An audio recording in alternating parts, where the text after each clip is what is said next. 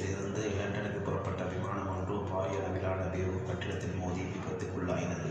அந்த விபத்தில் 242 பயணிகள் பயணித்திருந்தனர். இருந்தும் ஒரு பயணியை தப்பித்தார். 241 பயணிகளும் அகாலமாயினார்கள். அந்த விமான விபத்தின் பின்னர் ஒவ்வொருவரும் ஒவ்வொரு கருத்துக்களை தெரிவிக்க ஆரம்பித்தனர்.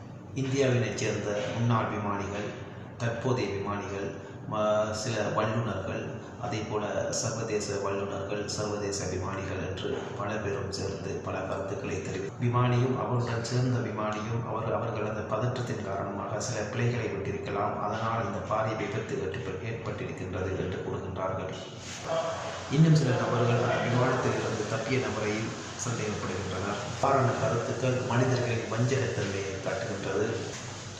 தற்பொழுது அந்த விமானத்திலிருந்து பயணித்தவர்களின் உடல்களை அந்தந்த குடும்பத்தினருக்கு இந்திய அரசாங்கம் தற்பொழுது வழங்கி வரும் நிலையில், குஜராத் மாநிலத்துடைய முன்னாள் முதல்வர் அவர்களும் அந்த விமானத்தில் பயணித்திருந்தார். அவரும் அந்த விபத்துக்குள் மரணமாயிருந்தார். தற்பொழுது அவருடைய உடலையும் அவரது குடும்பத்தினருக்கு அரசு வழங்கி இருக்கின்றது. எவ்வாறாயினும் அந்த விபத்தில் மரணித்த அனைவருக்கும் ஆழ்ந்த இரக்கம்.